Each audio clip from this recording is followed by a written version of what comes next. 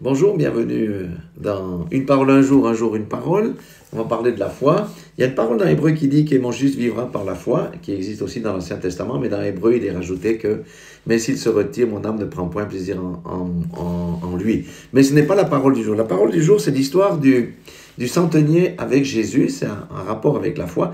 Ce centenier, l'histoire c'est dans Matthieu chapitre 8, avait un de ses soldats, ses serviteurs qui étaient souffrants, et il souffrait beaucoup.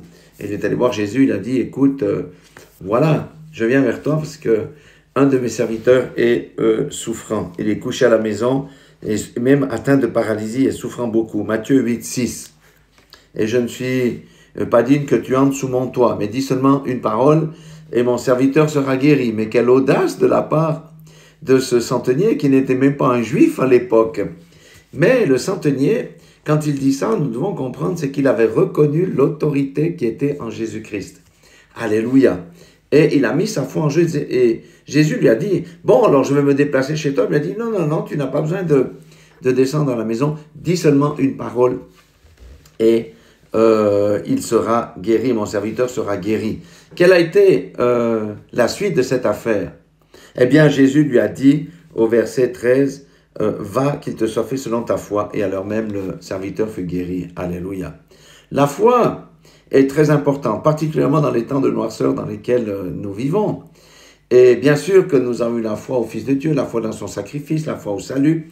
Nous avons la foi qui va revenir bientôt, mais Jésus nous pose la question aussi, lorsque le Fils de l'homme reviendra, trouvera-t-il la foi?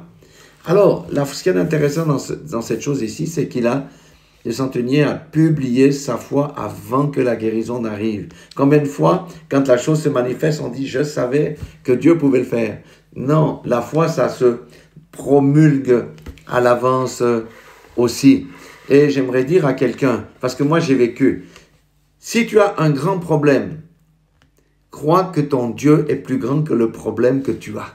Si tu crois que ton Dieu est plus grand que le problème que tu as, eh bien, tu as ta solution. Mets ta confiance en Dieu et Dieu va régler ton problème. C'est une question de foi. Je mettrai quelques témoignages. J'ai 4 petites vidéos de témoignages qui m'arrivaient dans ma vie où à plusieurs reprises, j'ai dû exercer la foi, même face à la mort, programmer et toutes ces choses. Mais si tu crois à quelqu'un qui a un gros problème aujourd'hui, que ça peut être avec l'État, ça peut être au travail, si tu crois que Dieu est plus grand que ton problème, mets ta foi en Dieu, Dieu va régler ton problème. Mais sanctifie-toi aussi parce que Jésus a dit dans Jean 9, 31, Dieu n'exauce pas les pécheurs. Donc il faut qu'on soit quand même assez propre pour aller vers le Père et demander au nom de Jésus-Christ et proclamer la chose. Soyons tous raffermis. Vous savez, Dieu va tester notre foi.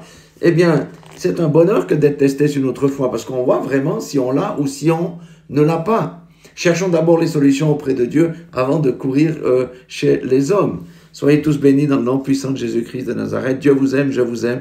Et il nous affermit, il nous fait grandir. Il veut que vraiment nous le connaissions. Eh bien, un des moyens, c'est d'exercer notre foi. Que Dieu soit avec vous.